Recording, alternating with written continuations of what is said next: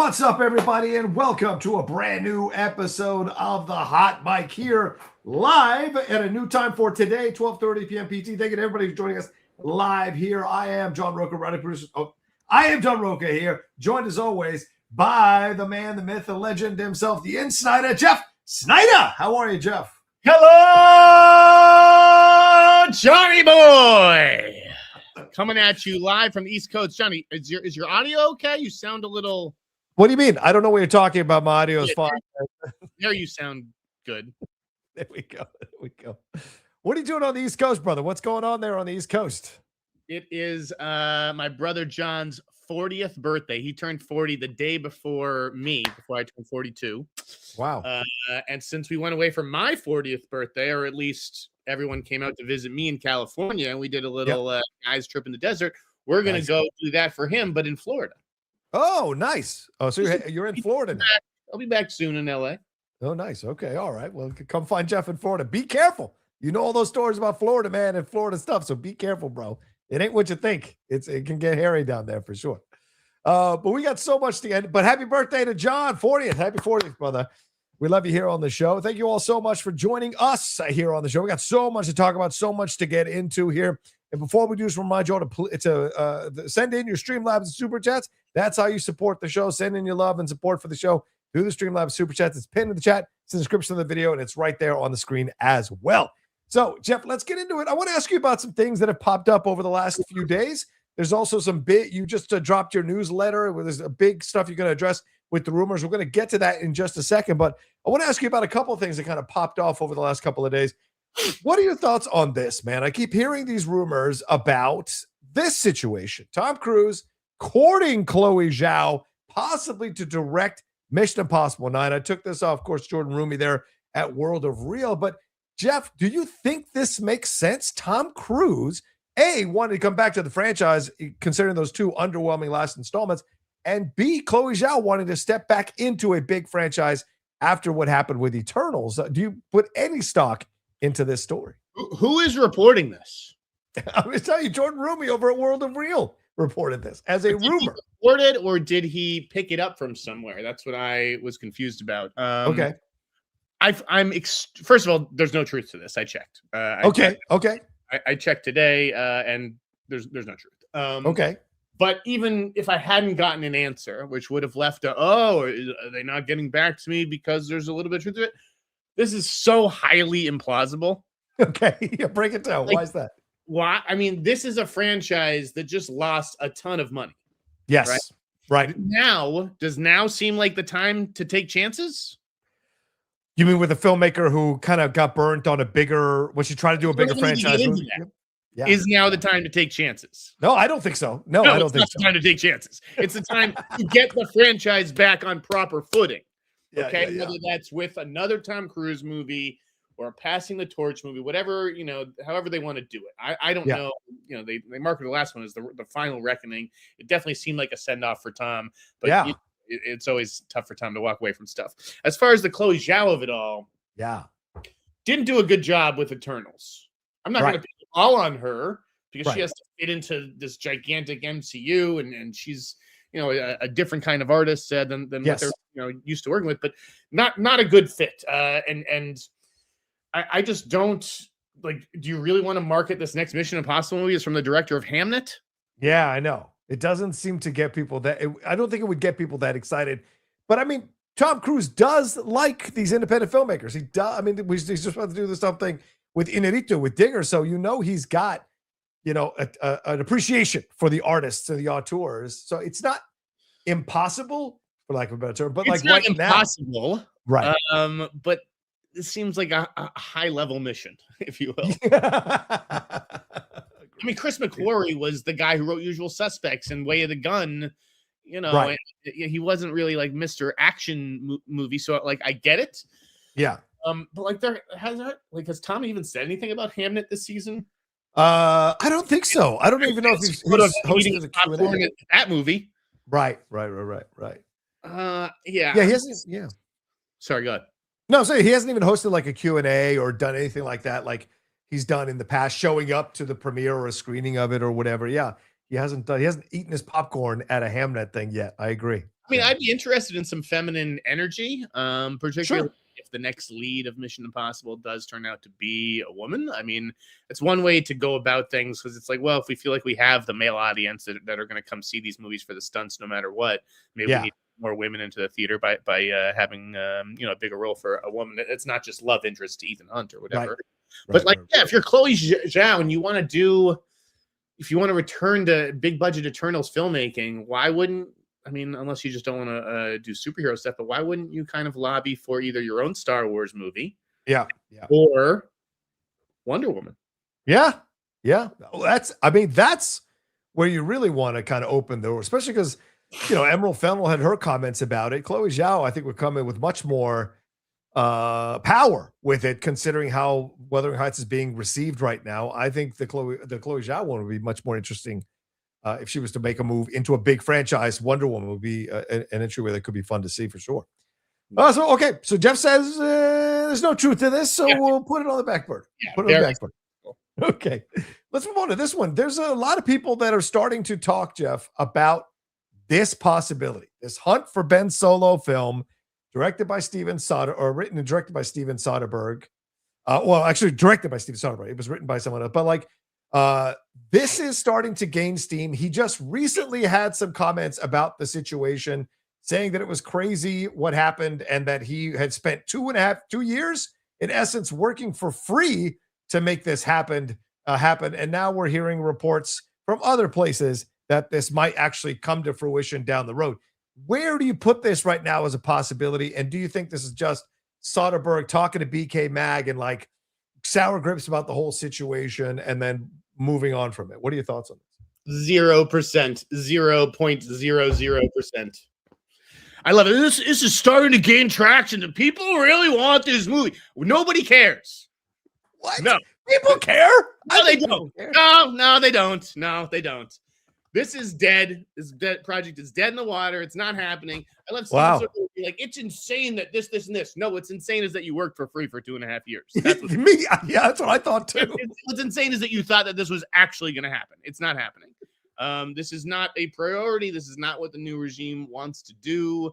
I don't care how much they paid Scott Z. Burns a script. They've got other fish to fry over there than going back to the Ben Solo well to cater to a director who has never been a big commercial draw outside of the franchise, to cater to an actor who is not a commercial draw. Yeah, you can make that case for sure. Yeah, I mean, this is why? Who is saying we need to do this? Well, I'm just saying there's the Star Wars fandom would certainly, I think, welcome a Hunt for Ben Solo movie. And there have been a number of accounts here that have been saying on social media that James Gunn and Lin-Manuel Brennan are actually looking at this thing. Because from what Soderbergh said, this was pretty much a done deal, and they were about to go into pre-production. The script was done. They were looking at the casting situation, and they were about to start shooting the film. Soderbergh said that basically, I was going to haggle over budget. That's where we were at, because we were ready to go. So this is ready to go. I mean, the fact you have a movie ready to go and you don't hit the button on it. So it's ready to go. That's how mistakes get made. Well, this is ready to go. Well, do we like to do it?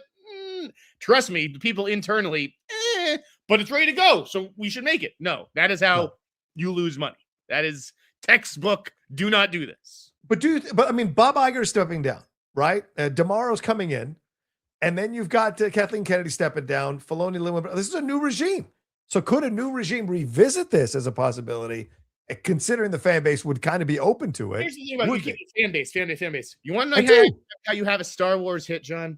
You appeal outside the franchise. You don't care what franchise the fans think, because they're going to come anyways. They're going to come no matter what. They're going to watch your bullshit shows on Disney Plus, blah, blah, blah, blah, blah. If you want something to transcend, to hit the numbers that Star Wars used to, you need to appeal to people like me. Yes. Speaking of which, did you see the Mandalorian and Grogu trailer this week? Did it appeal to you to go see it? I mean, I will probably see this, because I do think that The Mandalorian and Grogu it's not just another installment of the TV show. I do think it's going to open things up a little bit to casual viewers such as myself. I'm interested in those fights in like the warrior pit or whatever the hell. The gladiator battles. I think that stuff looks cool. So yeah, I am going to see it. Am I excited for it? Not exactly. I think it does look a little TV to me. The budget is lower than other features, but like, who cares about that? I just want a good story. If it I like the first season of The Mandalorian. I didn't continue with the show, but if this has a decent story, there's no reason it can't be successful. Okay. All right. Jeff, one last thing before we get into the meat of what we want to talk about here. Jeff, there was, I know this is not necessarily entertainment, but it does kind of fit entertainment. I think we can talk about it. Jeff, what are your thoughts on this match being locked down here by Netflix? Fast and the Furious Gina Carano versus Fast and the Furious Ronda Rousey going at it here 6 days before The Mandalorian and Grogu is going to come out. What are your thoughts on this, Jeff, as a sports fan, but also as a movie fan? Do you like this situation of these two legendary MMA fighters come together for a fight here? Listen, this is celebrity. Remember the show Celebrity Deathmatch? Yes, of course. Let's get it on. Right, yeah. The claymation stuff. And they just have people who you'd want to see fight who are never going to fight in real life. And now they're going to fight in clay form. And that's what this is. It's a live action version of that show. I'm sure people have discussed this fight over the years. Now, all these fights that Netflix puts on are jokes, really. They're just about, getting people to tune in and watch and getting your money purse. Right. So I don't think it's going to be like a legendary battle or everything. They're each going to throw some hits, throw some punches, take some blows, and walk away with a ton of money. Yeah, it's going to be interesting. And they've scheduled it for a 5-round fight. There's no way this thing goes 5 rounds, Jeff, unless they're going to patty cake for 5 rounds. It just doesn't make sense. I mean, who's going to win? Who's like she's definitely going to knock out the other person. It's not going to be rounds. I think Ronda Rousey will actually kill her within 2 rounds. Yeah, I think if they're at the top of their game, Ronda Rousey's going to kill her within 2 rounds. It won't even be close. But that's not the point. Like, who's the guy Logan Paul fought or whatever? Jake, I don't know. I can't tell the Paul brothers apart. Yeah. Who's it was Jake Paul. It was Jake Paul who fought. Who was the guy who he fought? The Anthony Joshua, the heavyweight. Yeah, he was fucking around the whole time. Oh yeah, he was for 6 rounds. So it's like if you know you're going to win, which maybe Ronda. I don't know how confident Ronda Rousey is, or I never watch these women fight all that much. It just seemed to me like Ronda Rousey would tear off Gina Carano's face. She's probably fuck with her for a couple of rounds, just like Anthony Joshua did, like to make it a show.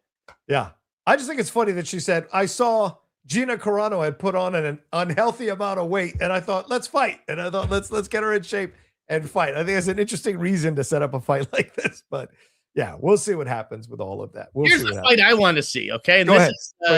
People have been talking about this one, but if you're aware, Uwe Boll has issued a challenge to Paul W.S. Anderson. I was just going to ask you about it next. Yes, I'm glad you brought it up. Go ahead. Yes, Anderson's doing a new House of the Dead movie, which that was like how Uwe sort of got his start, or maybe he did Alone in the Dark first. I forget which one came first. Yeah, but Uwe clearly feels some ownership over this franchise, and he's like, if you're going to do another one, why wouldn't you just ask me to do it? We've got another hacky guy like Paul W.S. Anderson doing it. This makes no sense. I want to fight this guy, and whoever wins gets to direct the movie. This man is insane. I love him. I think you should referee the fight. I would love to. Don't you think you should be in there? Or at least be the guy who lets Uwe in, who opens the ropes for him. Yes. Right, exactly. I can be the announcer. My Hello Johnny boy, I think I can do that in front of a crowd with a mic. I love it. That'd be fantastic. All right. Well, just a quick reminder, everybody, Streamlabs and Super Chats are open. Send in your love. I see already we've got 9 Super Chats. Thank you all so much. Don't forget the Streamlabs are also open. So send in all the stuff as we're going along. Jeff, you just finished writing a newsletter 20 minutes ago, and you broke down some of these stories and rumors that have been going around. So are you open to going through this rumor per rumor to give us your thoughts on all these things? Yes. Okay. All right. Let's start off with the big one, or let's start off one of the big ones here. There's rumors that Jacob Elordi has actually met with Denis Villenueve about being the next James Bond. You and I have had conversations when this was floated as a possibility a few weeks ago. but this is now being reported as a meeting has actually happened between these two guys. Do you believe a meeting has happened? And do you think this is the choice? I can believe a meeting has happened. I can Okay. that. But do I think he's the choice? No. I don't think that there's a script. There's no script right now. Right. I also think that Amazon isn't. I don't think Amazon wants to come in and just mess with the formula. I do think that Bond is still going to be British at the end of the day. Okay. Elordi was good in Wuthering Heights. He's really good. He is a movie star. I can see him having a movie star career, but yeah, I don't think he's right for Bond. I think he's too tall. I don't think he's physically right for the part. Okay. I mean, coming off of a nomination, coming off the awards stuff, all of the stuff out of Frankenstein and Wuthering Heights doing as well as it's doing so far in the box office. I mean, wouldn't this be the time to strike? Don't you think? It's the time to strike, but not with James Bond. I don't think. Okay. I mean, you tie yourself to. I just think Bond doesn't go to an actor who's been Oscar nominated. It goes to more of an unknown. I think that's what they're trying to do with this new one too, is make it someone a little bit scrappier and ground. I just don't. He doesn't fit. But let me push back a little bit and ask you this question. The thing you're laying down now, the way that it's done in the past, that was under the Broccolis. That was under a different regime who were in charge of Bond. This is Prime Video. This is Amazon MGM. This is without the Broccolis. Do you think they'd want someone who is an Oscar-nominated person? Do they see this as more star-driven, this franchise now, and they should get someone who's going to get people back excited that is a known quantity? Do you think that could be a possibility here? Because it's different people in charge now. I mean, I suppose that's a lot of money on that, to get that narrow road to the deep north or whatever series like that. Oh yeah. But of course that, that's a prior leadership at Amazon as well. Right. Yeah, I think if you're Elordi, it'd be tough to turn down the lead in a Denis Villeneuve film. But if he wasn't the one directing it, would James Bond be the right play for him? I just don't know that it would. But you're right that with new ownership or whatever, all the old Bond rules could go out the window. The thing that gives me pause is just like this guy refused to test for Superman, right? Yes, right. Yes. Bond is the most testing that there is. You have to do a love test, a tuxedo test, all these different fucking tests. Does Jacob Elordi really want to through all these hoops for a role that he doesn't really need? Or is he just like, you know what? I'm offer only. Let me know when you're casting Batman. Right. Or whatever. Before we leave Bond, there's been rumors that have popped up as well that Sydney Sweeney is being looked at beyond just like the normal, hey, I'd love to see her. There's been rumors here that she is legitimately being looked at as a Bond girl for the next installment. Would that be a little more believable for you than the Elordi thing? Yes, I can certainly. I mean, she just sort of cries out to be a Bond girl at this point in her career, right? Yeah, I think so. Yeah, she's got to look good opposite whoever Bond is, but she's going to look good opposite anybody. I totally buy that. But do I think that there's any like actual conversations happening right now? No, I don't think there's a script. Okay, all right. So I think at the earliest that this could happen, the earliest would be CinemaCon in mid-April. Ooh. But I think it's closer. It'll be more like the summer. Like CinemaCon, they'll maybe they'll give you like a release date, maybe a title. Yeah. I'd be surprised if they had their Bond in 6 weeks. Like it might be closer to the summer. I applied, so we'll see if I get in or not. I applied the day before the deadline was done for CinemaCon, so we'll see, Jeff, if I get to be approved or not. We'll see. Callum Turner dropping no comments though on Bond, as he should. At the recent press conference, there was that spate of stories where Callum Turner was just being very loose-lipped about everything and telling everybody that the role was his. I never bought that. Like you don't start telling your friends that. Like any actor knows this. Yeah. There's so much bullshit out there on the internet. I mean, we're not even done with half of it. But let's move on to this other thing. You spoke about this in your newsletter. Avengers Doomsday possibly being split into 2 parts. What is the update on that? I know that I talked about that on our show. So what is the update on that, Jeff? What do you hear? It's false. Okay. I'm told that as of right now, there are no plans there haven't been any serious conversations about splitting Secret Wars. You know, maybe it was said in a meeting at some point, that, hey, this is a possibility. But when you actually run the math and the scheduling, and it's a nightmare. You'd have to pay, not only do you have to pay Robert Downey Jr. again, which is the thing Disney wants to do, but like to coordinate the cast schedules and everything, it's just a Herculean task. And it's like, if you really want Secret Wars to come out so closely on the heel of Doomsday, I mean, don't you kind of want to know what you have in Doomsday? Or do you have a $3 billion or $2 billion movie? Or are you struggling to get past $1 billion again? Well, that's what I mean. I think how you framed it makes a lot of sense. Like, they talked about it possibly in the meeting, and why wouldn't you? You want to explore all options, but maybe you realize at the end, we got to see how Doomsday does, and then we'll see what we do from there, right? I don't think they're shooting all of Secret Wars before Doomsday comes out.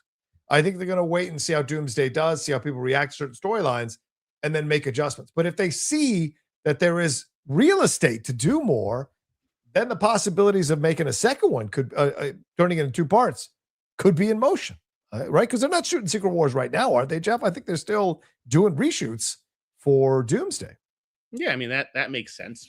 I love this like chat here, though. Andrew back 2278. Wonder why the Doomsday reshoots got pushed back then. Did somebody get a memo or an email that like says, hey, here are the shoot dates for Avengers? Like, all these dates and stuff, it's all coming from like Production Weekly, and people just pick it up as gospel. And we're going to talk about that in the next story that I'll debunk. Okay. Yeah, don't get so hung up on dates. There are also huge gaps built into schedules to accommodate certain things. So right. Yeah, I don't know. People read too much into some of this stuff. Well, I think it's also because it's February and January, right? Like, people want stuff. People want to get excited about stuff. They want information. And you're not excited about Psycho Killer coming out tonight? I'm not excited about Psycho Killer. No, not at all. Even though there was a big presentation for it, I saw the director showed up. I think at a screening or whatever. But yeah, I've not seen a single review about that movie. Really? Have you? No, I haven't. But I don't really look for reviews that much anymore. I kind of go in cold. But I did see some reviews for your boy Glenn Powell's film. Not looking good, Jeffy. Not looking good. I saw it myself on Monday night. Did you see it? I did not see it. No, I skipped out on it. I had a bad feeling about it. It's not good. It's pretty flat. That's a shame. He's got to do something else. He's got to strike another note. He's got to do something gritty. I think play like a dirty cop or something like that. I think he's in danger. You got 2 flops in a row now. It's getting in danger. He needs the J.J. Abrams and Chad Powers. You know, as much as I liked it, right, wasn't a huge hit and was really renewed more because of him than its right. numbers. The J.J. Abrams movies is going to be a pretty big test. Yeah. And I like Glenn. I'm not cheering for him to fail, by the way. I like Glenn, but the reality of Hollywood is the reality of Hollywood. You know? And I don't hate these choices like in a vacuum, like working with the director of Emily the Criminal. That movie was really good. Yeah, it's true. Working with Edgar Wright on a Stephen King adaptation. Right. I can't blame him for this stuff, but yeah, it hasn't turned out very well. The execution's been poor. Yeah. Well, there's 2 other ones in your newsletter. Which one do you want to move on to next? The Batman? Okay, let's do it. Let's talk about what's the deal here, Jeff, with the Batman. There were rumors yesterday that James Gunn is fast tracking the Batman 3 so that he can get to the Brave and the Bold. There's rumors all kinds around about what's going on with Batman. What do you got for us, Jeff? What's real? What isn't? Fast tracking? There's not even a Batman 2 yet. Now we're fast tracking Batman 3? Yeah. What? Who's going to write that? Matt Reeves doesn't have enough on his plate? I don't know. Can they fast track 5 years? I don't know. Is Mattson already starting to write? I mean, I guess that's a possibility. Yeah. So the rumors you talk about in your newsletter is that the production on the Batman Part 2 has been pushed to next year. You answer this question, and is it because of Pattinson's press tour for the Odyssey? So what do you got for us in that answer, Jeff? Yeah, someone emailed me, and I'd heard these rumors before. They've been circulating online about in the UK production circles, they're saying that production is pushed. Yeah. And then I saw somebody today being like, production was supposed to start at Levingston today, February 18th. Mm. Where are people getting this stuff from? The movie was always like scheduled to start around April, May. Yeah. I think it's on track for that. It's going to start early summer. You tell me what signals the start of summer to you. I don't know. The sun coming out more often. I don't know. What do you, March 21st? I don't know. There's a typical day that people think, oh yeah, it's the start of summer. I think that's when production's probably going to start. Okay. As Warner Brothers has said all along.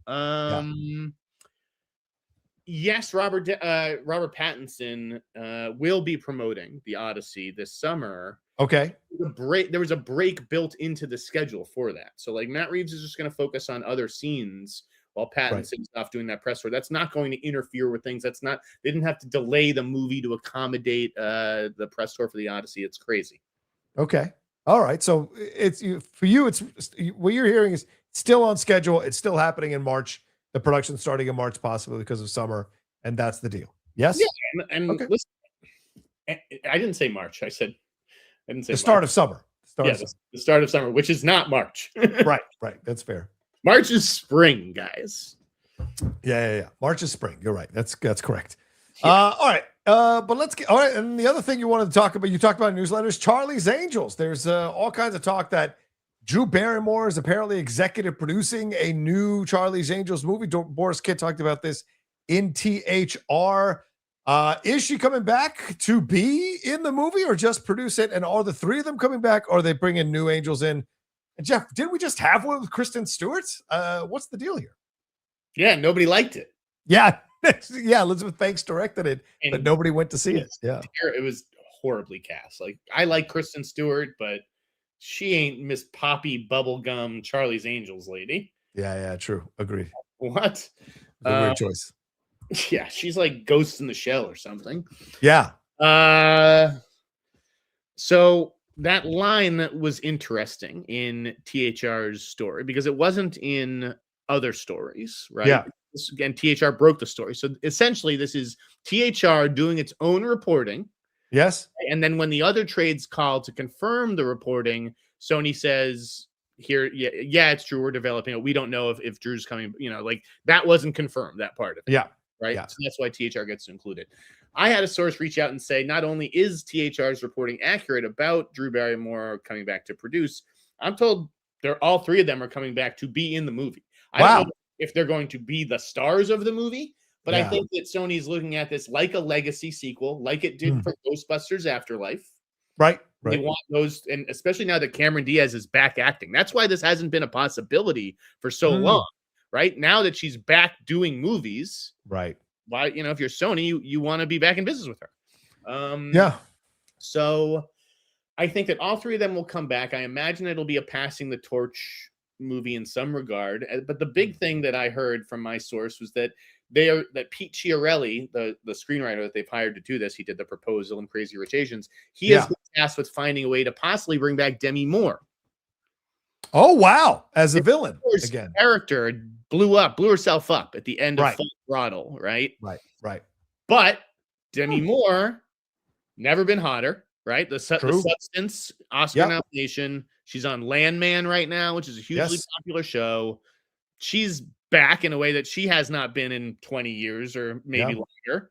Yeah. If you could come up with if you could retcon the end of that movie and come up with a way, Demi Moore's back and now she's coming after Drew Barrymore's daughter and her friends, who knows? I think you do it. So, yeah, I think that's interesting. Why not? I mean, I know the second one wasn't, in my opinion, wasn't as good as the first one, but people did love what Demi did in that second one. And she is a former angel, so you could carry that anger through a second movie for sure. But I hope they're bringing them back to launch a new Angels, because it doesn't make sense to bring those three back and you stay with those three. I just don't think that. Even Tom Cruise brought in younger pilots to be in Top Gun 3, so the Maverick rather. So it just doesn't make sense to go that route. But I don't know if there's much juice in this franchise, Jeff. I'm a little concerned that people won't care. Like the Elizabeth Banks one, Kristen Stewart, if you look at the reviews, it was reviewed relatively well. Just nobody went to see it. Nobody cared. Will they necessarily care to see these ladies come back and do this. Exactly what makes them care. It's if you don't have Ghostbusters, like if you're doing Ghostbusters, you don't have fucking Bill Murray and those guys in it. Who cares? All right. We're doing Charlie's Angels. Who cares without the Charlie's Angels we know and love? So I think that's why you would bring them back in some capacity. Who's going to be Charlie? They don't want Bill Murray back, and Bernie Mac has sadly passed away. Who will be Charlie, Jeff? Who knows? You could get anybody for that. John Hamm, probably. Wouldn't you get John Hamm for that, maybe? Or, I don't know. Just the kicking ideas out. Who knows? All right. Is there any more rumors that you heard this week that you want to put the kibosh on? Like the Adam Jimenez comment, if Sydney Sweeney is one of the new Angels I will watch. I actually was sitting there thinking she'd be perfect for Charlie's Angels. Yeah. Barbarella and all that other shit that she's developing. Sony put her in that movie with Glenn Powell, right? Anyone or whatever. Right. This is a great start. Like then they stuck her in that fucking Madam Web movie, right? Or whatever. Yeah, like this is the kind of shit that she should be doing for Sony, that Sony should want her doing. Yeah. Yeah. I like this possibility. She's been doing a lot of movies now. She's the deal right now. Charlie XCX could be funny. Her and Sydney Sweeney could be interesting for sure. Yeah. We will see. We will see. All right. Anything more on these rumors, Jeff? Anything more you want to say on this stuff? Or shall we move on? We can move on, baby. Okay. Let's move on. We had a bunch of trailers that dropped over the last few days. Jeff, what have you seen? We had House of the Dragon season 3 trailer drop today. We had a Peaky Blinders trailer drop today. We also got the extended one of Lee Cronin's The Mummy, which dropped as well. What's the new one with Bob Odenkirk? That one dropped as well. We had Brendan Fraser as Dwight Eisenhower in a film called Pressure, and Samara Weaving and Jason Segel in a brand new film from 87 North. Those all, what'd you think of them? What was a standout to you? Oh, and Toy Story 5 as well, if you haven't watched that one. Toy Story 5 was the standout. I mean, listen, I've loved every Toy Story movie. I think they're all great. This seems like it harkens back to the first movie. It's less sadness and tears and coming to the end, and more, about, hey, let's get back to using our imaginations, right? Yeah, right. Than just having a tablet do everything for you. It's a shot at tech for sure. Yeah, it looks good. Yeah.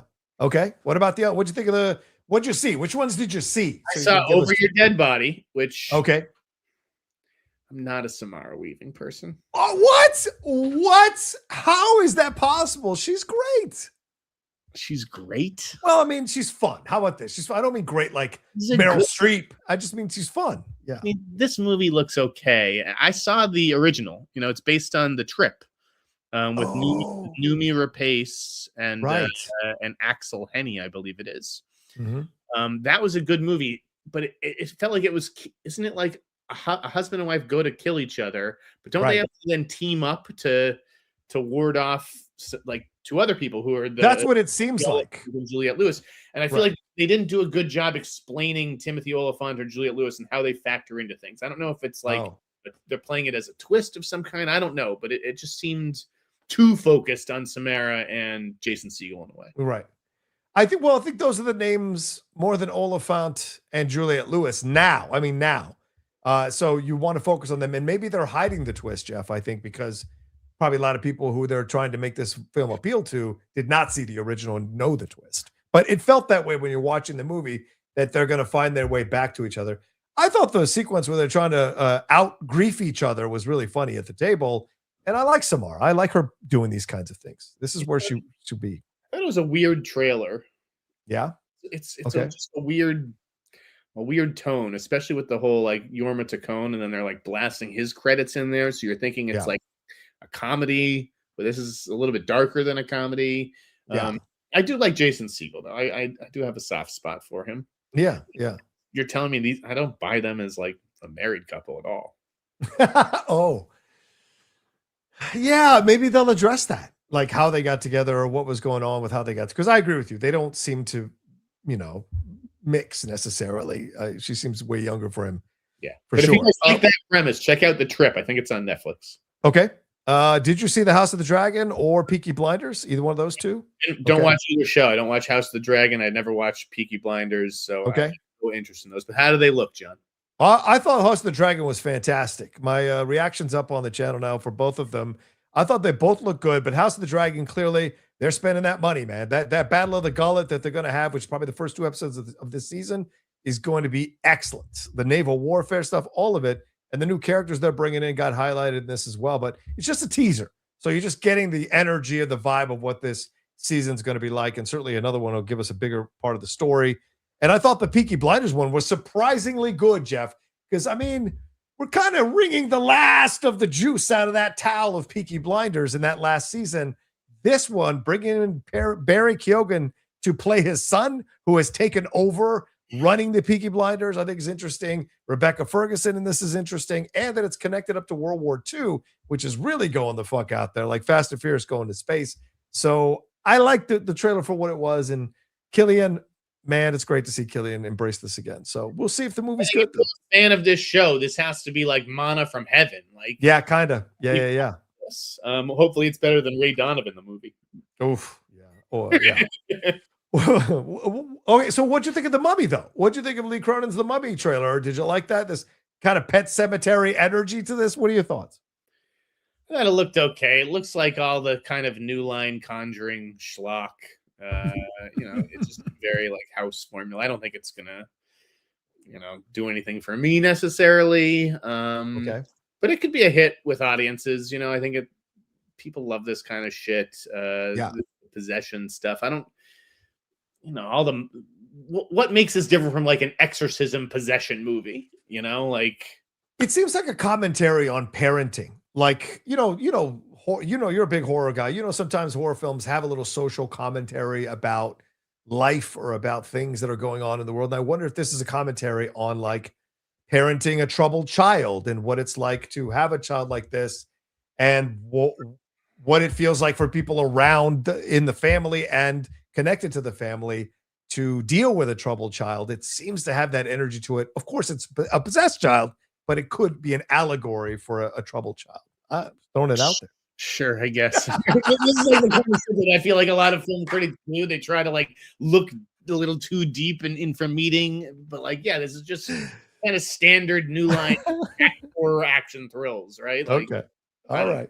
Jack Reacher, he's the biggest name in the cast. Yeah. Selling like, if we make this movie, we know 30 million people are going to show up. And you always got to have the Latina grandma speaking in Spanish. We are always connected to that fucking shit. We're always connected to that possession shit, man. Yeah. What'd you think of, did you see the Pressure trailer or the Normal trailer? Did you see either of those two? Do you have any thoughts on them?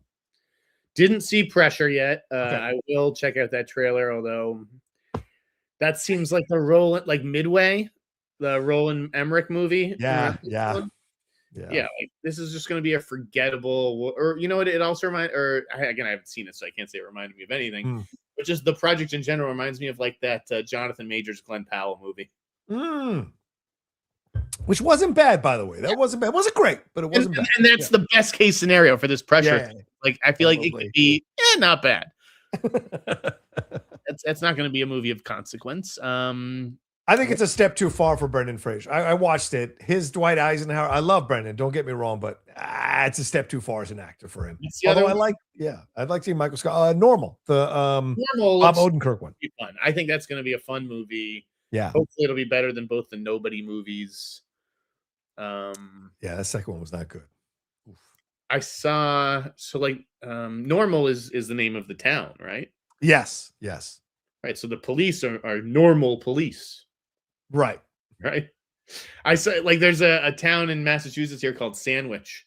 And so the cops run around that says Sandwich Police, and it was trending on Twitter. I just think it's like hilarious. That's great. Sandwich Police. What do you got? Turkey? Did you see anything else this week, trailer wise or movie wise? Anything that you saw? I would say Spider Noir looks really good. Did we talk about that last week? We haven't. No, let's talk about it. Yeah, you saw that one? That's a great. I think that looks like a blast. Whether you watch it in black and white or full hue, total hue, I don't know, whatever the fuck they're calling it. Color, color is the word. Have you seen anything recently, movies wise, that you can recommend to people to check out? Well, not How to Make a Killing. Or TV show wise? That's a good question. Everything's like under embargo. I can't keep any fucking things straight. Okay. I like Wuthering Heights. You did like it, Jeff. Wait, did you see it over the weekend? I have not seen either one. That one or Crime 101. I have not seen them, but I will be seeing them soon. Did you like it? Wuthering Heights I liked. In fact, I teared up a little at the end. Wow. I'm a romantic. What can I say? And this is definitely twisted, fucked up romance, my favorite kind. Yes. Elordi was really good in this, I thought. Better than Margot, would you say? I thought much better than Margot. I didn't think Margot. I know she was the weak link here. Allison, the girl from Saltburn, I thought she was great. Yeah. The father, the guy who plays Margot Robbie's father, I thought was great. Okay. Like the costumes, the production design, the hair. I thought this was a really quite a good movie. Are you a Fennel person, or is this your favorite Fennel one that she's done? No, I like Promising Young Woman. Yeah. And even like this is a better movie than Saltburn. Saltburn may be like a little bit more watchable. Gotcha. Like more up my alley, but I felt like it was poorly executed in a way. Right. Whereas this I thought was well done. I never read the book. I don't know the story. I haven't seen other adaptations. Oh. I can't compare it to X, Y, or Z. The only thing I was a little disappointed that there was no nudity. This was a little chaste. I know my brother Griffin Schiller, who watches our show. I love Griffin, but he's like, this is a sexiest sex movie. And everyone tells me who's seen it like that it's very tame. It isn't as sexy as you think, and there's no nudity. So I gotta have a discussion with Griffin about this. It's kinky, right? It's different than sexy or nudity. Yeah. Like there are some like ideas in this that I think are will raise eyebrows, but a lot of people are prudes out there. That's true. Pervert. That's why I liked it. You are a charter member of the pervert. Proud perverts of America. Mm-hmm. Well, I don't know how we make this transition, but I have this on the rundown, Jeff. We should talk about this, of course. And earlier this week we had the passing of Robert Duvall, brother, 95 years old. What a legacy! You wrote about it in your newsletter. I know you don't want to give us your entire newsletter, but certainly your thoughts here on Robert Duvall's passing and his legacy as an actor, my friend. I feel like you'd do a better job of putting it into summation, but he obviously was one of the greats, right? He was a unique legend and a guy who I thought seemed like a very generous co-star. He wasn't like, I need the spotlight all the time and I'm the star here. It seemed like he was comfortable sharing the screen. He always elevated his co-stars. Sure. In the movie that I connected most with of his, which is not a Robert Duvall movie, it's a Michael Douglas movie, is Falling Down. I love him as Prendergast in that. Because he's funny. He gets frustrated. He's I don't know. He just seemed like a very relatable guy with like a home life that I could picture. He did a good job like giving that role an extra dimension. So I love Falling Down. I love him in that. But like obviously he's in more classics than I can count. What about you? Yeah. I mean, 100%. I mean, this is a guy I grew up knowing from such a young age because of my father's obsession with the Godfather movies. I mean, Robert Duvall, I probably saw when I was 8, 9, 10 years old when I saw the Godfather on home video. And I've always been obsessed with him as an actor, going back in To Kill a Mockingbird, playing Boo Radley. But then, as you said, seeing him in these kind of smaller roles where he really uplifts the picture. I mean, Deep Impact is not better than Armageddon, but his scene of him reading that novel to Ron Eldard is such a great scene in that movie. I love The Apostle. People forget how amazing that movie was. He got nominated for that movie, and he built that thing from scratch right around the same time as Sling Blade, because Billy Bob's in that one as well. And then like Phenomenon. He's so great in Phenomenon with Travolta. What he brings, that kind of grounded home spun approach to what's happening to the John Travolta character, I thought was so essential to that movie. But of course, fucking Apocalypse Now, that's the one, man. The swagger, the king, the great Santini. There are so many great performances, Tender Mercies, that Robert Duvall left with us. And he doesn't get talked about in the same breath as Pacino and De Niro. Yet I think he's every bit as talented as those guys with what he was able to do. If you look at his movies in the 70s, 80s, into the 90s, like it's a stellar thing, so it's truly a loss. But then again, 95, brother. 95 is, I think, is a good long life, man. Oh yeah, please. I'd like to check out before 95. Me too. He lived a full life. Yeah. The stories that I've just been reading about him in recent days, really inspiring. I love just the story that he shared an apartment with Dustin Hoffman and Gene Hackman, and that those guys thought that he was the talented one. Yes. You're right. He doesn't. When I was growing up, like he never got the credit like Pacino, De Niro, Nicholson, Hoffman. Yeah. He was kind of overshadowed by them, and yet every bit as good.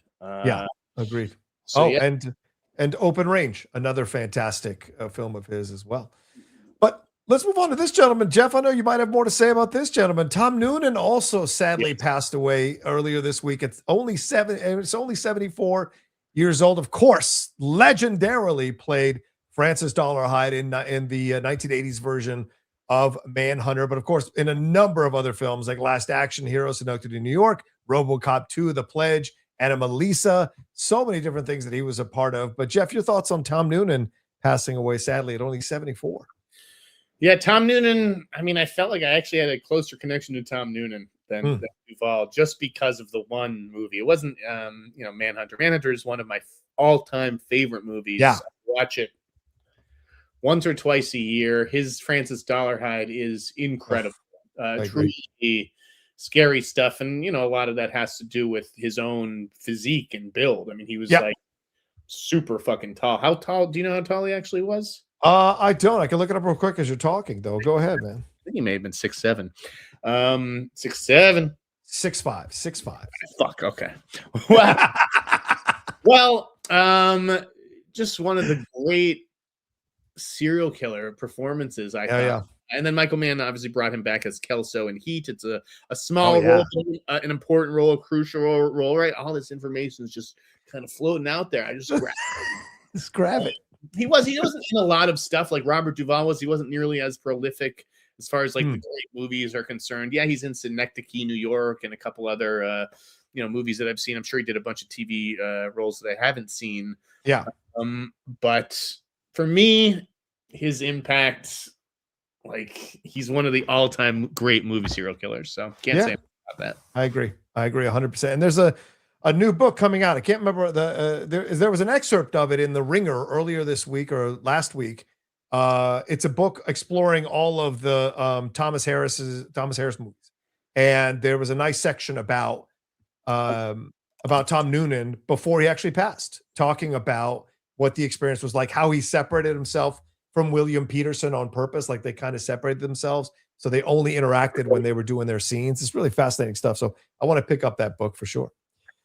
All right, let's get into something brutal. Jeff, I know we've talked about this ad nauseum, but there is actual movement on this. Apparently, the door is now going to be kicked open by Paramount to get themselves even further into this possibility of getting WB. A lot of this has been changing here. According to Bloomberg, Warner Brothers is considering reopening the sale. Talks with the Paramount and Skydance after receiving the most recent amended offer. It reports that the states that the Warner Brothers is evaluating whether Paramount might actually present the, quote, superior deal, which could potentially trigger a second bidding war with Netflix. As I said, I know we've talked about that ad nauseum, but this, Jeff, feels like the first real opening that Paramount could have an actual shot at getting this thing. What are your thoughts on it? No, I think this is all. Still, you do? Yeah, this is all thank you. Noise from Bloomberg and the New York Post and a bunch of financial institutions who are trying to do the bidding of their conservative masters. This studio is going to Netflix. If if it doesn't go to Netflix, it ain't going to anybody. It ain't going to sell. We'll just hold on to it. I don't think that Paramount has any chance at opening this up. If they have a binding, Warner Bros. Has a binding deal with Netflix. Netflix can match any offer that Paramount makes. Yeah.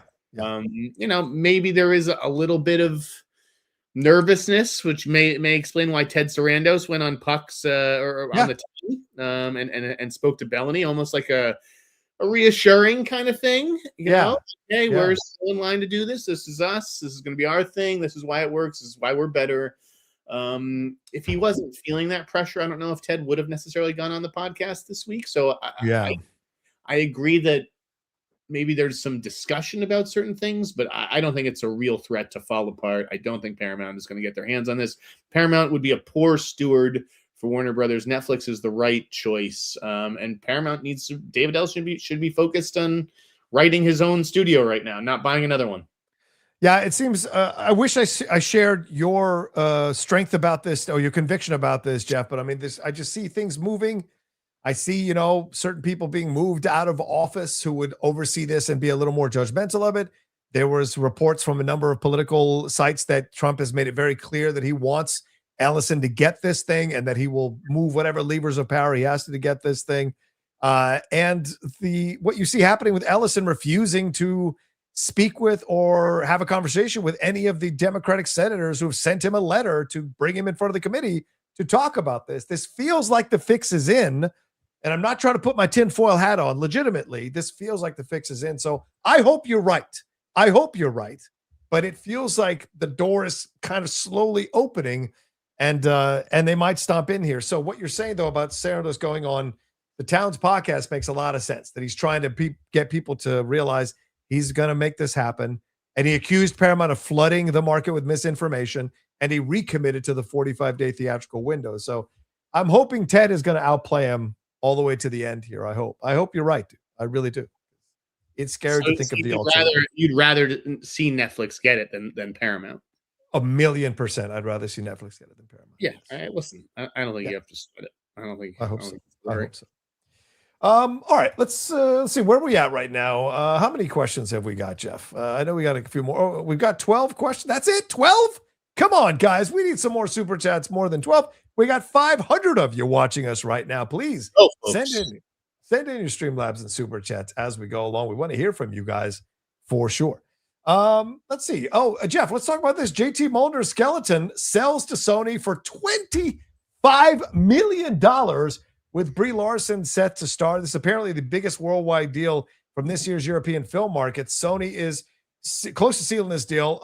Do you think this is going to happen at that price for a Brie Larson-led film from JT Mulder? Do you think this makes sense?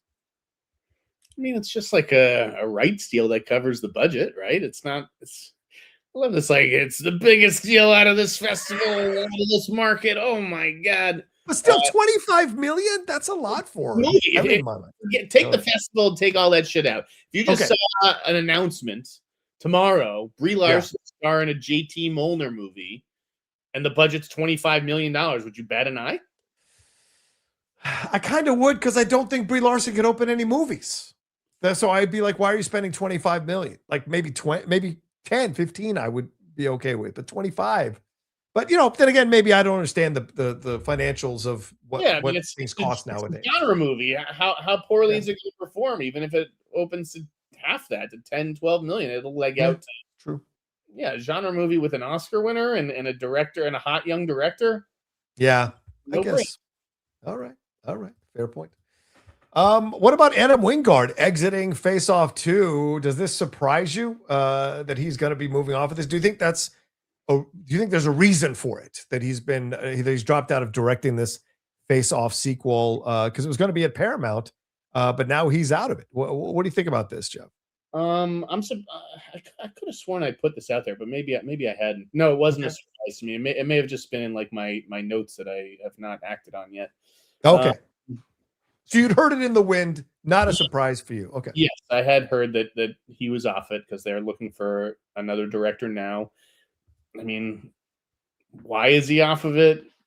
Yeah. Maybe not wanting to deal with like the Nick Cage, John Travolta bullshit and all that, because I do think that those guys are intended to come back. Okay. Maybe just got other shit to do, man. Like that's been for so many years. It may just be like, hey, I got to focus on something that's a little bit more real and more of a priority, especially because that project is by the old Paramount regime. Yeah, right? True. So like, David Ellison is high on a Face Off reboot. Like, I don't. Wingard's too good for that. Like he's made huge hits with those Godzilla movies, even though those movies are bad. This is an assignment for somebody young and hungry. Yeah. All right, fair point. Well, I mean, you've been saying that you want Wingard to come back. Weren't you saying that you wanted him to come back to do some other Godzilla or some other stuff? Weren't you saying? Does this open the door? Do you think maybe there was? I'm glad he fucking got the hell out of Godzilla. No, he's coming back to do Onslaught, which he's already wrapped. That's it. Yeah.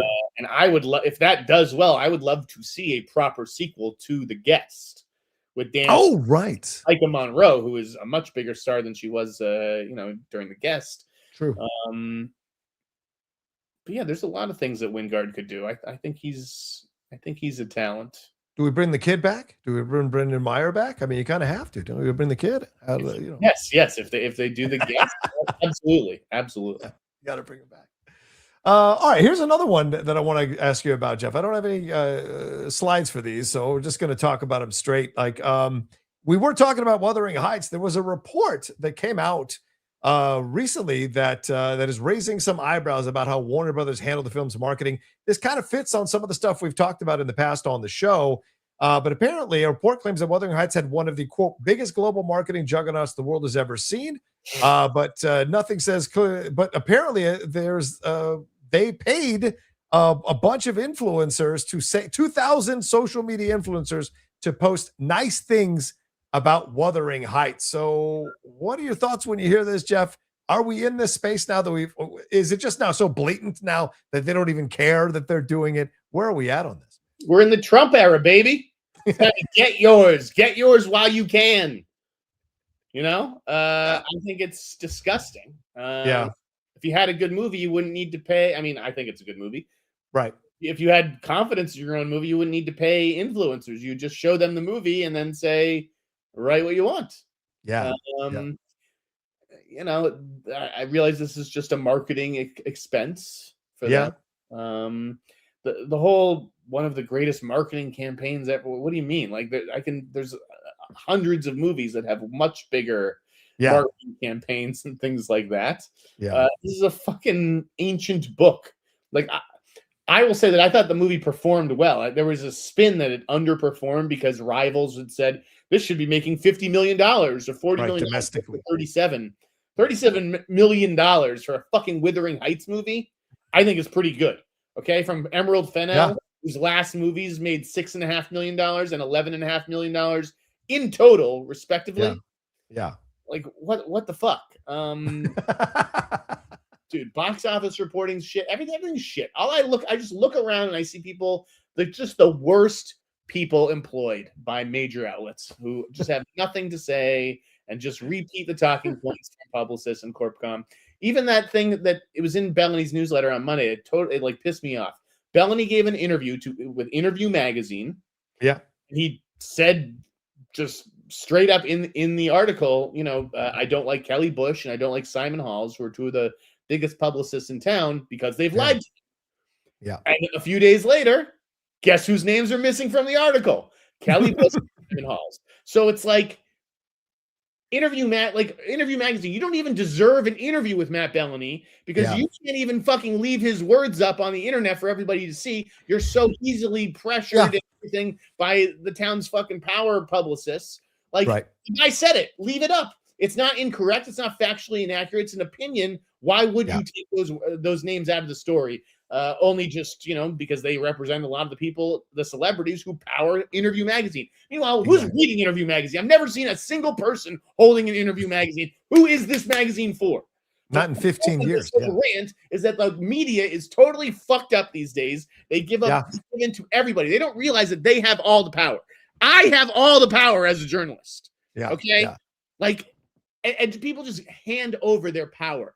You have to hold on to it. You can't fucking give it out. And that's what all these journalists do because they're afraid. Yes, all of them. Yet they want to sanctimoniously. That's the thing that, Jeff, that I'm coming to terms with as well is like, I thought there was a belief in our town, in our approach to the world that what certain people are doing and how they're running things, the country, what have you, is not the way that things should be done. But when you see Hollywood doing the exact same thing, when you see influencers and studios doing the exact same thing, which is pushing bullshit narratives, alternative facts, false truths, paying social media influencers to promote your movie is no different than paying right-wing podcasters to push your narratives. So to me, to be sanctimoniously judging the right or Trump or MAGA or whatever for what they're doing, when you're doing the exact same fucking thing in your bubble, but think you're sanctimoniously morally better or superior, I think is a false fucking thing to see. And it drives me nuts. And all the, a lot of people in our space who are hardcore liberals, hardcore progressives, they are happy to play in the playground where the studios are literally using the MAGA playbook to do the exact same thing for their movies. They are happy to take part in it. There's a hypocrisy there that I think none of them want to really confront. It's frustrating to see.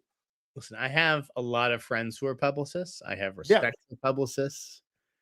But the job itself calls for you to shape the truth and often distort it. Yeah, true. Very true. To get people to see your stuff.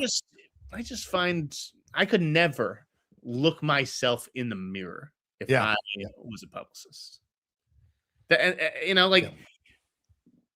Maybe if you waved a $400,000 payday salary in front of my face, I'd be saying something very differently. Right. But I honestly, I'm just a guy trying to tell the truth to the best of my knowledge on the internet. Yeah. And it's crazy to me how little reward there seems to be for that and how big the reward seems to be to just lying with every breath you can muster. Well, and the frustrating part is that those people who are lying with every breath they can muster, there are people who follow them because they want to believe the lies. And those people go, well, I'm clearly the better person doing this stuff. I'm clearly the person who understands what the public wants. And it's like, no, you are becoming the thing that you supposedly railed against. You are now becoming a tool in that entire machine or a spoke in that wheel. And to me, there's no fucking, how can I say this? There's no objectivity. There's no real kind of morals or principles that you're standing for because you're easily bought. You're easily bought. And then at that point, who are you? It's all one big fucking game. And that's why it's just a joke to me. I think, the great Aaron Tippin said it best. If you don't stand up for something, you'll fall for anything. And that's exactly what's going on nowadays. It's frustrating. Yeah. Anyway, that's the old man yelling at the sky section of the show.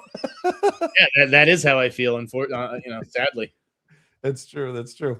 I do want to ask you about one more thing they came across. I want to get the Jeff Sneider reaction to this, but Jeff, one of our favorite films is Silence of the Lambs, and there have been conversations about transgender identity surrounding the movie. And Ted Levine, who played, of course, serial killer James Gunn, was interviewed by THR about a number of things, but he talked about Silence of the Lambs, and he said that he feels that the film contributed to the harmful stereotypes about trans people. He said there are certain aspects of the movie that don't hold up too well. We all know more, and I'm a lot wiser about transgender issues. There are some lines in the script in the movie there are some lines in the script and movie that are unfortunate. It's just over time and having gotten aware and work with trans folks and understanding a bit more about the culture and the reality of the meaning of gender, it's unfortunate that the film vilified that, and it's fucking wrong. And you can quote me on that. That's what he said. What are your thoughts on this, Jeff? I mean, this is, you and I both stand for trans rights, but this is an interesting approach to this stuff. What are you feeling here? Love trans rights. You know what? Yes. And the best way to treat a trans person like a human being is to acknowledge that they are not perfect saints. They are not angels. They're just like every one of us. And there are white psychopaths and black psychopaths and Latin psychopaths and Asian psychopaths and straight psychopaths and gay psychopaths and trans psychopaths. Like, what the fuck? This is not a statement on the entire community. This is about one fucking guy, James Gunn, who may or may not have even been trans. Okay, which is in the film that they say that he thinks he is. I suspect he's tried a lot of things. Yes, is the line basically. Right, be a lot of things. It's like I get that maybe you feel bad, and I'm sure that everywhere you go, trans people are seeing you as Buffalo Bill, and they have something to say. But Buffalo Bill did not make people like, people weren't like, oh, we love trans people, and then they see Buffalo Bill and they're like, oh yeah, trans people are actually really evil. Yeah, they want to skin us. Like, what the fuck? Does Stacey's turn in Seven have something to say about white guys? Like, it doesn't. And we got to stop playing this fucking game. It's all, I don't know if it's these gotcha questions or if this is something that Ted Levine like actually keeps him up the last 30 years at night. Yeah, I don't know. Yeah. I was fascinated by it all because I never. Yeah. I'm looking at Buffalo Bill or James Gunn, whatever you want to call it. He's a serial killer. I don't think of it as a trans serial killer. Yeah. Yeah. I have to say, I agree with you 100%. You know, sometimes I don't always agree with you on these kinds of things, Jeff, but I agree with you. That's why I wanted to talk about it, because in my mind, when I read this, I was like, wait a minute. Yeah. I've never looked at him as a trans killer or a serial killer, right? And I get that, you know, people want to go after, I know there's some sections of the right wing, they want to go after trans people incorrectly and claim they're grooming and claim they're the people who kill people. Like, I know that they have a false narrative they're pushing. I know that. So I get where Ted might be coming from. But I don't know that I don't know if they've ever had a conversation with anybody about this movie where they've said this is a bad indictment of the trans community. He is not identified as trans. He doesn't identify as trans. There's not a big deal about him being trans. This is a serial killer who is skinning women to make a skin for himself. This is not a trans person who is like, you know, trying to figure things out and happens to kill. It's not that at all. So he lives as a man. He lives as a man. He answered the door. Jodie Foster answered the doorbell as a man. Yes. People, Alan Smith, he's asking, is Norman Bates trans? He dresses as his mother. That's called a cross-dresser, okay? Those are different things. Those are different things, right? Exactly. And that's the thing. It's all these different terms and terminology, and people don't know, you know, if they're the same or not. Right. The delineation. It's not, you know, being a cross-dresser necessarily. Right.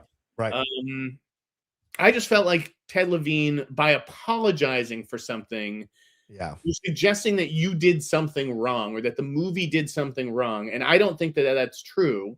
Yeah. I don't think the movie did anything wrong. I think it's one of the most perfect movies ever made. Yeah. And it has absolutely nothing to apologize for.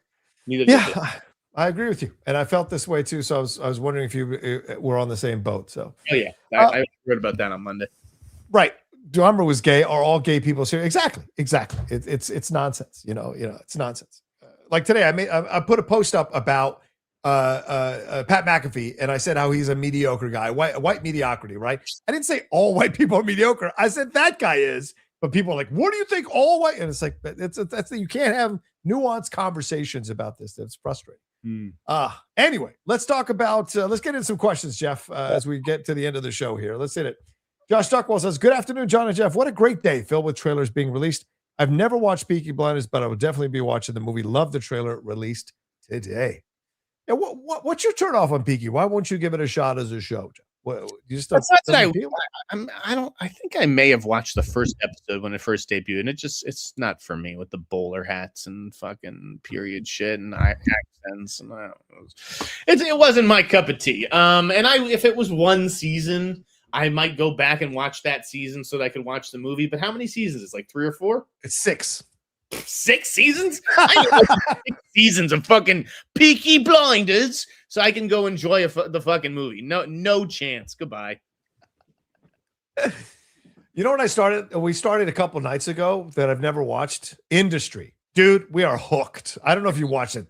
That show is fucking good, That's dude. Another one I watched. I did watch a couple episodes early on of that, and it wasn't for me. Again, I'm not a second guy. I don't care about financial shit. Oh, yeah. But I have heard that show is excellent, and it does. That's a show that I feel like I'm missing out on. Yeah. Peaky Blinders, I don't really feel like I'm missing out. That's totally fair. Wiley says, great Cinephile short this week, Rocha. Love that conversation. Thank you. I appreciate that, Wiley. It's up there on our Patreon. Jeff, how was your week? Also, we need more movies like Rounders. Oh, dude. Yes.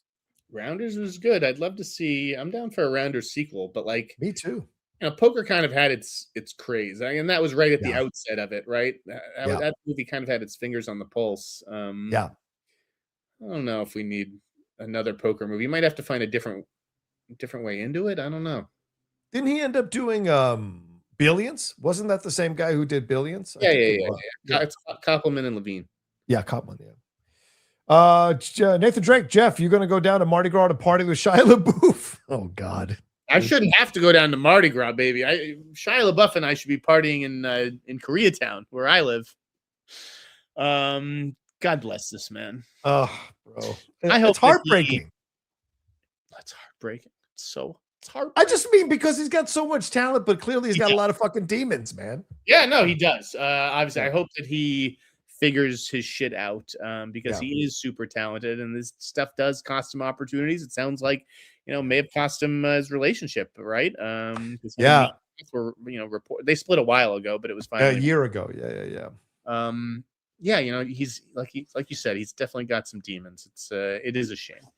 I saw him recently at a he was doing a thing at one of the cons talking about holes, and he was sitting up on that stage, and I know addicts and I know people have gone, and I was looking at him going, man, dude, it's just radiating off of him. And so when I saw this news about him getting beat up in Mardi Gras, and apparently the accusation is he said something racist, I wasn't surprised, sadly. So I hope he gets that help. He needs it, man. He's too good of a talent. Fried Cheese Macaroni Ball says, LA travel advice, Universal Tour, Oscar Museum. Yeah, have you been to the Academy Museum, Jeff? I've never been. Have you been? Yeah, I've been. It's cool. It could be cooler. It could definitely be cooler. Things to do. I mean, you should, like hike Runyon. Yes. Do the Culver Stairs. Go to Santa Monica Beach or Venice Beach. Yes. Go to. I love this Thai place, the Night Song Market in Los Feliz. They've got 3 locations: one in WeHo, one in Venice. But great Krapow chicken. Wow. Yeah, there you go. Universal Studios. I guess you should do Universal Studios. Have fun with that if you enjoy it, especially the tram tour. That's fun. You never know who's going to pop up there. So yeah, I would definitely recommend that.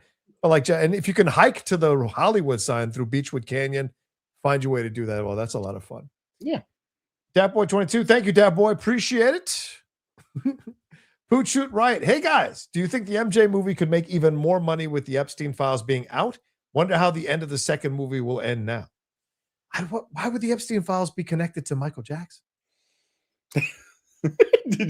I hope they clip that. Just that's on the internet. Why would the Epstein files be connected to Michael Jackson? I know, I'm joking. I don't see the MJ movie making more money with the Epstein. I don't see the connection as far as the Epstein files and box office. As far as the second movie, I mean, let's see how this first movie does before we go counting our chickens about a second movie. Yeah, I agree with that 100%. Yeah, it's got nothing to do with the Epstein files. JMH Movies just want to validate Jeff's take on Josephine. A good concept with bad execution. Channing was miscast. Felt like an adolescent's wannabe. That's the movie. Yeah, it didn't need. It's a title, not a quote situation. But yeah, this is not a good movie. I don't care how many critics jump for joy and say that it is. They are wrong. Yeah, it was not very good. It is a good concept, but the little girl did nothing for me. Channing and Gemma Chan, like, no. Okay. Pass. Kev Guitar, Q9 Pieces. Hello, Paul Dano and Barry Keoghan return in the Batman Part 2? Yes or no? Yeah. I would think so. Yeah. Cartoon 49, very mixed on Wuthering Heights. Thoughts on the film? Oh, Jeff already talked about it, I think. Yeah. Anyone add? Or are you good, Jeff? No, we covered that. Okay. Thank you, though, Cartoon. Yeah, thank you. Reggie Brown says, Jeff, have you started Cross Season 2? Reggie Brown, that's the worst question I've been asked in my entire life, because if you know me, obviously I finished Cross Season 2. Yeah, and? I've already finished the book. The book came out less than a week ago, I believe. Cross and Sanson, the new James Patterson book. I already finished it. It took 2 days. Wow. Cross Season 2, very different than the first season of Cross. Matthew Lillard is good. I like Matthew Lillard. Yeah, I mean, I recommend it. I think this is a good show. Yeah, it definitely moves away from like kind of the dark serial killer stuff in this season. It's a little bit different, a little bit more conspiratorial. But I would recommend this season if you guys like the first one. Well, there you go. All right. Let's see what else we got here. What's the next one? Karen Deep Multani says, any rumors about Paul Mescal being in any roles after the Beatles biopics, Bond or something else? No, those. He's not going to be done shooting those for like a year and a half. Like, yeah. No, it's going to be consumed with those. There are no rumors about what he's doing after that, guys. Nate Verse, FR says the Batman could still maybe be in the DCU. I'm so tired of this question. Thank you, Nate, for sending in a question, but I who cares? I don't know. Yeah, we got a while to go before we find that one out. 34. How much do you know about the Captain Planet series being made? Any casting whispers, plot leaks, etc.? This has major flop written all over it. I don't think it has major flop written all over it at all. What do you mean? Okay. Kids loved Captain Planet. I don't see why a new generation of kids wouldn't be interested in a character that helps save the environment or whatever. The environment is at more risk than ever. Agreed. I think it'd probably take some of like the 90s hokiness out of it. I don't understand like major flop written all over it. Like, yeah. Agreed. Hector Rivas, 8522 says, hey, Jeff, what is your honest opinion on how WB will handle the Bat situation? Will we get two different opinions or reboot? One to rule them all? Let's move on for this. Thank you, Hector. Appreciate it. But yeah, there'll be two Batmans. Sure. Okay. Just saying no. Galleon Productions. I believe there will be someone else cast as Batman, but who says it's going to overlap with the Batman franchise, right? It could be Pattinson is done, and then we just get a new Batman in the DCU movies. I just don't think that there are going to be two Batman flying around up there. Yeah. They can alternate years. Galleon Productions says, will 2026 be J.J. Abrams' comeback year? I don't think so. I mean, yeah, I'm not stoked for that Glenn Powell movie necessarily. I think the ship has sailed on JJ. I really do. I think the ship has sailed. I do. Just Duckwall just got Predator Badlands on 4K Steelbook yesterday. Nice. Looks fantastic. Do you guys watch most of your stuff digitally, or do you also get your stuff on physical media? Oh, I never watch digitally unless I have to. I like to watch physical media. In fact, the new 4Ks are out of All the President's Men, Lawrence of Arabia. Excalibur is coming soon. And there's another one coming in 4K that I want to get as well. So, yeah, I'm very big on the physical media. Jeff, what about you? To me. Huh? So you actually have space to keep that shit?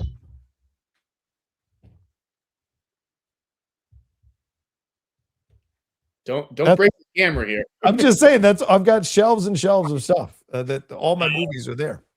Yeah. Steph allowed me to basically keep 100 DVD sleeves. Everything else is like in like a book, like, that you'd keep like a CD binder.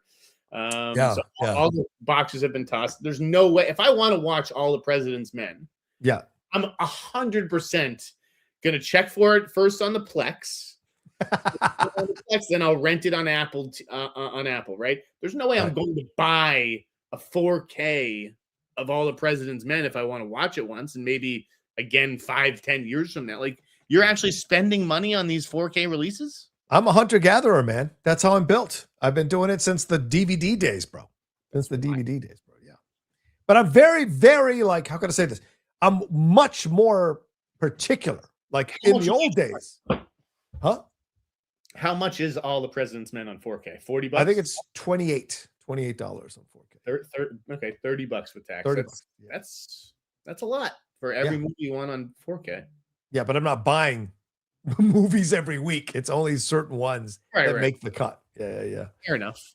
Doug says, yeah, I mean, it's the price of a dinner, like of $30. What you pay for a dinner now, if even at a fast food place with someone, Doug Develop says, saw Marty Supreme, and I must say, his politics aside, Mr. Wonderful was pretty damn good for a non-actor, dare I say, almost best supporting actor worthy.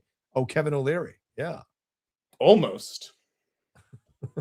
I thought he was good. He was fantastic. I would have loved to have seen him nominated. He definitely deserved it.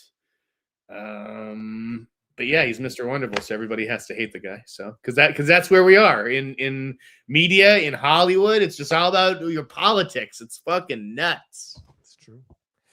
All right, let's move on to see Streamlabs. By the way, guys, we're running out of Streamlabs Super Chat. So if you want to keep us on the air live right now, send them in as we go along, and no more Batman questions. A little early. It is fine if we do. Okay. SL says, Jeff, what do you know about the movie New Year's Rev that premiered at TIFF? It is a road trip movie with the guys from Green Day. Has it been bought? Will it see the light of day? No idea. Haven't heard a thing. Okay. Is it it's a documentary though, right? I guess it is. Yeah, I guess it is. SL also says, "What's up, Hot Mike John? I want to cover Star Wars books. Who should I communicate with to enter a press media list? Is there a direct person I can contact that you'd recommend? Keep up the great show, fellas." SL, no offense, I don't know you, so I can't give you my contacts when I don't know you. But I would say whoever is publishing the books, I can't remember who is. I think it's Del Rey or something like that. Reach out to them through their press list. There's always press contacts you can find. Email them. They'll do research on you and decide if you are you can make the cut. That's what I would say. Do a little work. Yeah, exactly. Do a little work, buddy. Don't expect other people to hand you stuff. Arnav Chakos says, "Hi there. I was just wondering if live action Miles Morales will appear in Secret Wars. And I had seen you respond to someone asking about Miles with Will from GOAT, who was voiced by Caleb McLaughlin. Anything to that, or were you just trolling?" I think that's you, right, Jeff? I was trolling you specifically. Okay. I know who that is.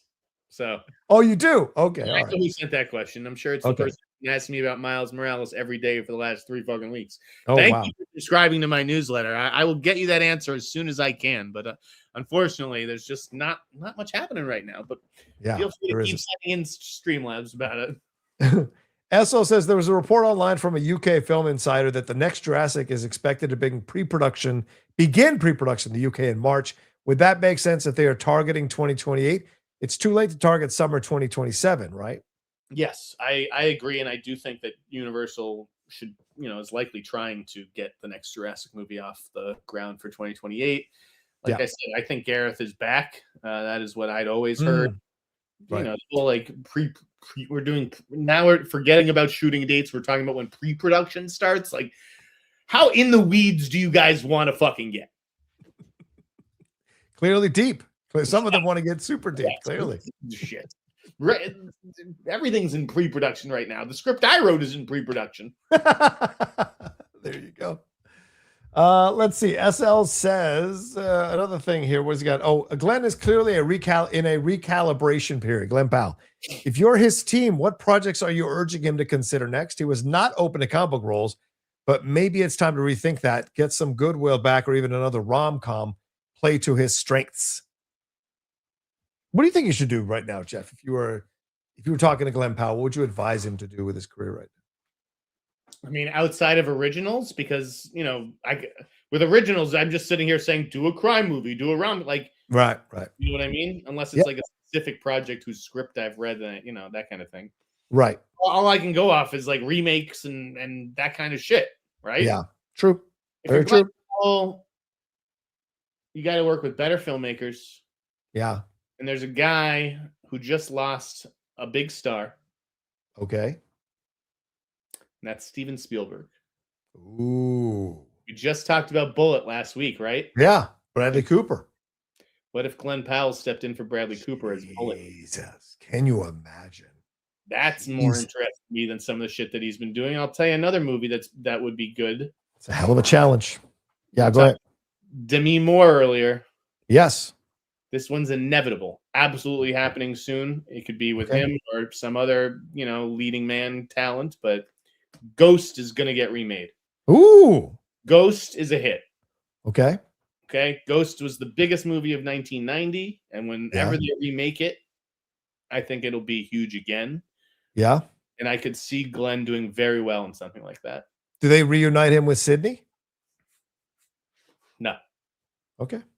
We used to not have an issue with that in the past. Julia Roberts and Richard Gere reuniting. Was it other people reuniting in films? Like, it's not a big deal. Yeah, no, she is not right for that. Okay. SL also says Brosnahan could be interesting though. Rachel Brosnahan? Yeah, I can see that.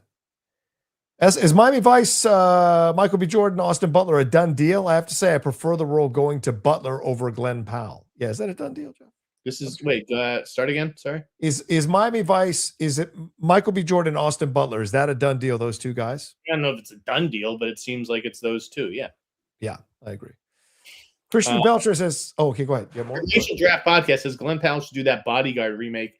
I like that choice for him too. Depending on who he's guarding. But yeah, like something like I don't know, just like that Steve McQueen, Bullet, Kevin Costner, Bodyguard.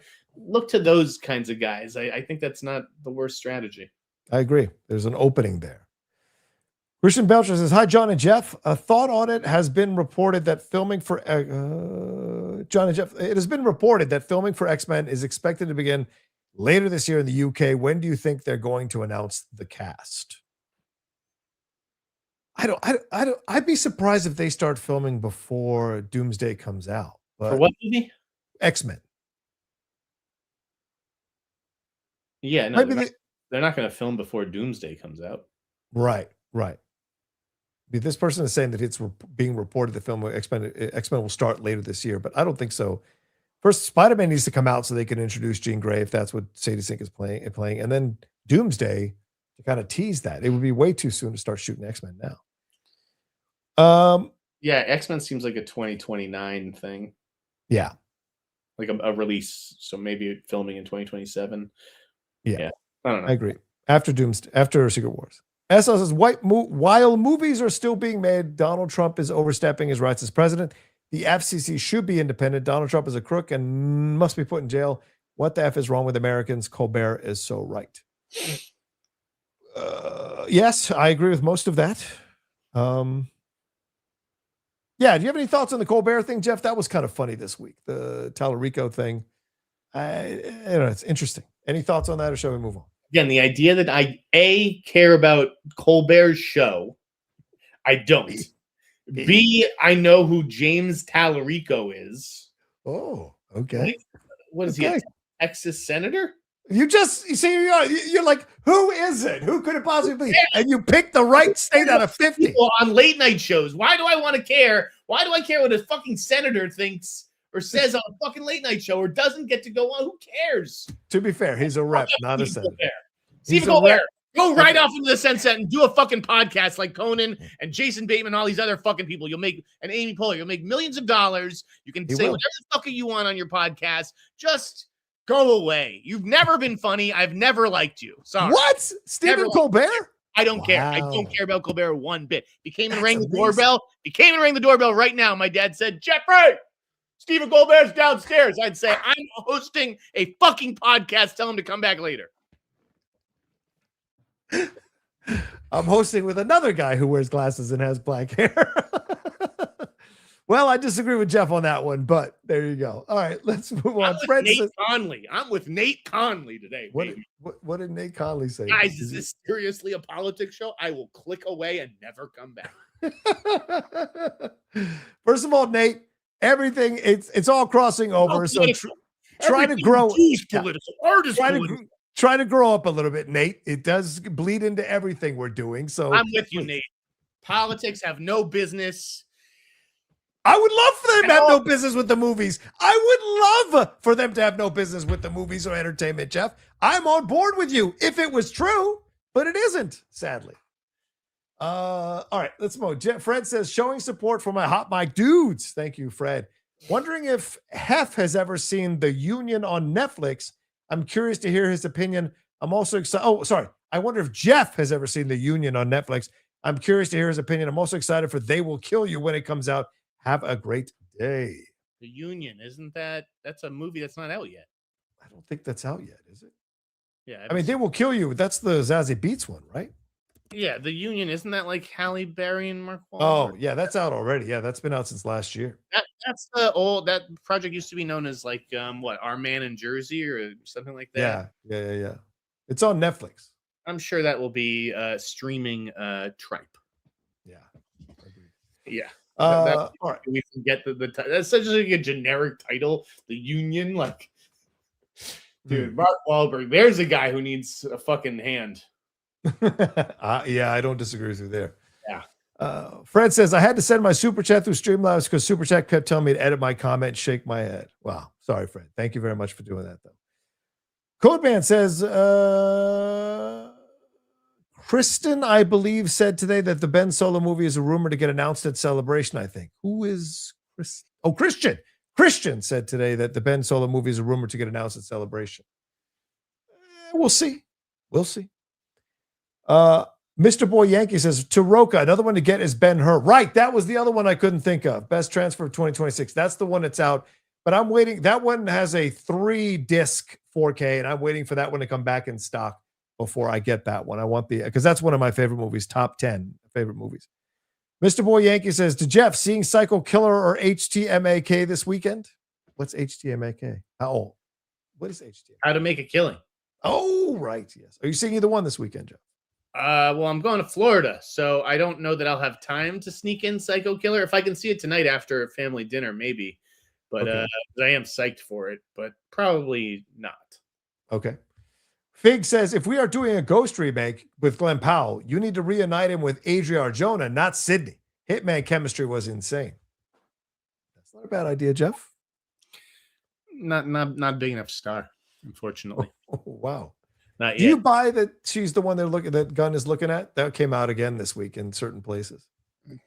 Do you think that whoever put that out, do you think that they're actually hearing something, or think they're just replaying the shit that we've been saying for a while? Maybe replaying. That's very true. And none of these people, you would think, with the amount of people who say, I'm hearing this, I'm hearing that about DC, you would think that every employee at DC just goes around having open conversations on their cell phone at the grocery store checkout line. Like, it's wild. A lot of DC insiders out there. There are. There are a lot in every version. RB pillows, though. Very all right, Jeff, that's all the questions we have. As you said, it's okay to end a little bit early today, so we're going to end there unless there's anything else you want to talk about or bring up. Are you good? Keep coming up with movies for Glenn Powell to star in, okay? How about Fatal Attraction with Glenn Powell in the Glenn Close role? Ooh, I can see that. Proposal with Glenn Powell as the object of desire. I like it. He needs a sexy movie. Like, what was the one with Diane Lane and the Latino? Unfaithful. Yeah, get Glenn Powell in a Faithful movie. One of Jeff Sneider's 3 special movies. I bet it is. There you go. All right, are we done? Are we good? Shall we roll? Guys, somebody send in blind items about Rocha and I to Dumois. Because if they're running blind items about Mark Malkin at Variety, we should be getting our own blind items. It should be like, these 2 podcast hosts are rumored to be in a relationship. Who knows? Yeah, exactly. Yeah, they're secretly dating. This is the new heated rivalry. 2 podcasters. That's not a bad idea. The other, I mean, if you don't want to go, the other thing we talk about is the AI stuff. Unless you want to wrap it up, it's up to you. That AI stuff. Well, the stuff with the Sea Breeze, all the stuff that's being posted the last few days, and then people using AI, people suing AI, and then it'll be like, we're going to sign our own deals with AI, and that gives us a little bit of control. And okay, and then McConaughey saying that he thinks there's going to be AI Oscars in 10 years. Do you buy into any of that, or is he on the weed again? So it's AI people will be part of the Oscars, or they'll have their own separate AI Oscars? Their own separate categories at the Oscars. Like best AI film, best AI performance, best AI. Is that there? He's saying that's how the industry. Why would an AI need an award? Like, who gets the award? The creator of the AI? Yeah, the creator. Yeah, basically, yeah. No, I don't think that'll happen. I think it's incredibly stupid. I think I don't disagree. Stupid. I think all this NFT shit was stupid. All this crypto shit is stupid. I think it's all fucking stupid. Let's just go back to the fucking 50s already. But with more racial harmony. Oh, yeah. There was so much racial harmony. And a lot more sexuality. Yeah. Yeah. All of that existed in the 50s. Racial harmony and sexuality. Big deal in the 50s, for sure. That's what I'm saying. We need to go back to the 50s and then add some modern. Add. Oh, yeah. Fair point. Fair point. I want to go back to pinning a girl. Like, will you wear my pin? You know, pinning a girl didn't sound right. You know, like when you're in your 50s and it's like, even in the 50s and the teenagers are like, oh, will you wear my pin? That means we're going together. Can we get back to that wholesome time? If you're clipping out my comment about the Epstein Files and Michael Jackson, you better clip out Jeff wanting to pin girls. Pinning women. Pin them down. Yikes. Yeah. That's how innocent I am. I want to get back to the time of the 50s when we used to go for a milkshake together and then you'd go steady. She's like, yeah, women were having so much fun in the 50s. Going down to the sock hop. Yeah, I mean, yeah, right. That's horrible. Women, the 50s were terrible for women. They had no, couldn't have bank accounts, couldn't have jobs. Their dads told them what to do, and then their husbands told them what to do. I only know about the 50s through Grease. So through Grease. Rizzo, baby. Rizzo. Yeah. Lane, football jacket. That's what I'm talking about, guys. That's what I want. The malt shop. We got to get back to that time of purity. Oh, you're a pervert. How can you want purity if you're a pervert? That doesn't because make everybody's sense. A pervert now. Like I've got to stand out. I want to go back to the 50s and be the bad boy pervert. I see what you're saying. Whereas now I'm just kind of, one of a lot of perverts. Yeah. Well, listen, this is what you all wanted. You wanted acceptance in society. Well, welcome to it. Now we're just going around the bush. Guys, subscribe to the newsletter. It's $9.99 a month. It's not going to kill you, okay? It's like you're just sending in questions here, except you're getting answers, 2-3 times a week. Maybe more. Yeah. Subscribe because the numbers, they're not commensurate with the success of this podcast. So some of you listeners have got to step up your game. And if you need a discount on the annual subscription, right, that you're already getting 2 free months with an annual subscription. Yeah. I'll give you another discount. And today's discounted word is what should be the word, John? Malt shop. That should be the word. DM me malt shop and I will give you a discount on the newsletter, 40% off an annual subscription. To new subscribers. So. 40% off. That's amazing. Respect. Come on, guys, take the plunge and also like and subscribe. John's video. Yeah, please sign up for the channel. Please, we'd love to get to 50,000. Please, that would help. It would help so much. We get more people to come on to be guests sometimes on the hot mic if we got to 50,000. That's a really big number for publicists and for other people. Elijah Vince says, anything about Paul Kelly from Love Story as Batman? I love this. This is a guy who had never acted before 2 weeks ago. Okay, I'm exaggerating. But yeah, he was a male model who they did this worldwide search because they couldn't find anybody to look like JFK Jr. He looks like him. He gets the job. Now I'm supposed to just give him every handsome billionaire role that there is. That's how it works. Now you're Bruce Wayne. Yeah. Mr. Boy Yankee, before y'all go, look for the Captain America Wolverine AI video that's out there. No. No, thank you. Yeah, Jeff's not an AI person. Jeff is not an AI person. Okay, there you go. That's everything. Thank you all. Oh wait, Fred has one more. Fred says my 2 favorite comic book characters. I smash them together. Is that what the AI does? I bet it is. I bet you it's not an interesting dialogue scene. No, it isn't. That's the thing. For me, all these AI videos are fun and they're exciting and they're cool little clips, right? They're montages. They're essentially music videos. But there's no scene for 2 minutes where they have a conversation because that would expose the issues between the issues with making an AI movie versus a movie in real life. There's just a difference there because the emotional beats aren't there. The performances aren't there. The micro emotions that happen with actors aren't there. And until they get to that, your AI video is nothing more than a compilation of scenes. And that's not that exciting in the end. It kind of becomes saturated after a while. Fred says, my DC insider said James Gunn texts too much. The hot mic are my DC insiders. Yeah, of course. Yeah, there you go. All right. I think that's everything. All right. Thank you all so much. Appreciate it. Oh, wait, Mike Joyce, Christian and company are interviewing Penny Barber. What adult star would you two want to interview here? I'm not answering that, Jeff. Listen to me. I'll interview Penny Barber whenever I want. Okay. Hi-oh. There you go. But of course, Sherry DeVille is always the answer. All right. Thank you all so much. Please make sure you want her on the podcast. I'll make it happen. I would love to have Sherry on the podcast. Whatever you want, buddy.